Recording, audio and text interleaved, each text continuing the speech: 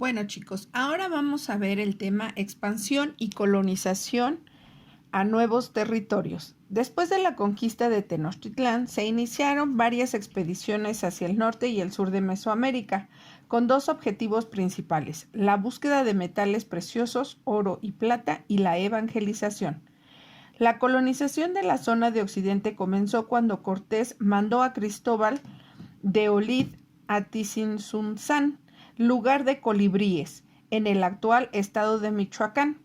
En tanto, Nuño Beltrán de Guzmán exploró lo que hoy son Jalisco y Zacatecas y fundó la ciudad de Guadalajara en 1530.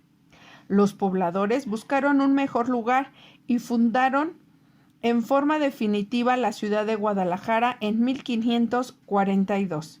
Entre 1534 y 1548 se descubrieron yacimientos de plata en lo que hoy son Taxco en Guerrero, Zacatecas y Guanajuato.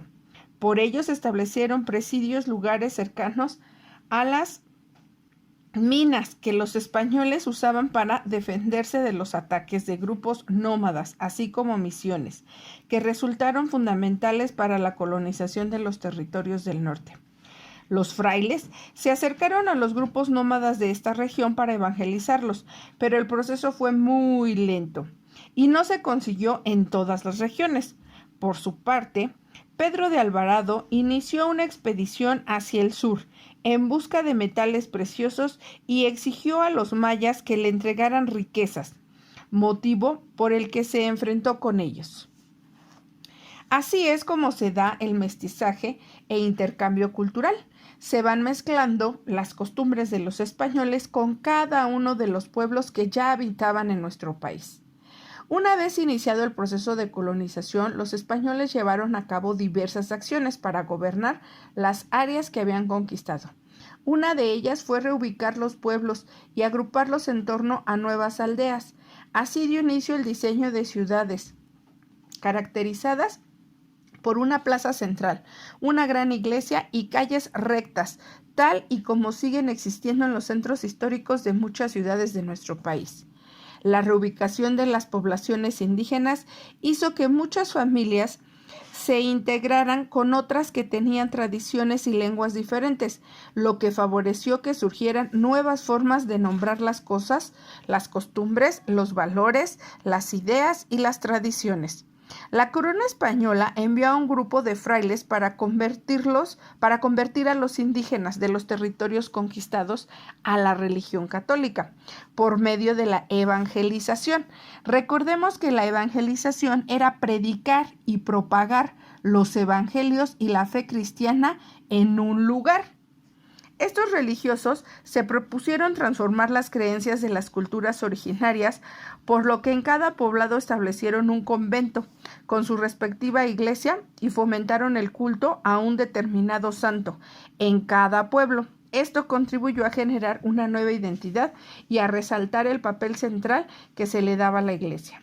Los frailes también se encargaron de la educación de los niños de las familias indígenas de los estratos altos, enseñándoles a los niños religión, escritura, aritmética y canto, mientras que las niñas las instruían en otras labores consideradas necesarias para ser buenas esposas y madres cristianas.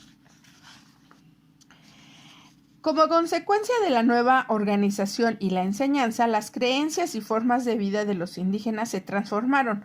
Aunque sus dioses fueron reemplazados, no todas las creencias indígenas desaparecieron. Algunas se integraron con la nueva religión. Un ejemplo de esto que prevalece hasta nuestros días es la celebración de Día de Muertos, que integra creencias indígenas y cristianas sobre la muerte.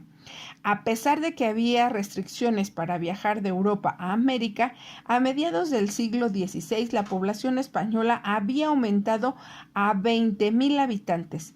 En las ciudades donde se establecieron, construyeron catedrales y edificios de tipo europeo. Sin embargo, estas construcciones adquirieron un aspecto propio por los materiales que se utilizaron y sobre todo porque fueron hechas por los indígenas. A mediados del siglo XVI, muchos pobladores españoles hablaban náhuatl u otras lenguas originarias.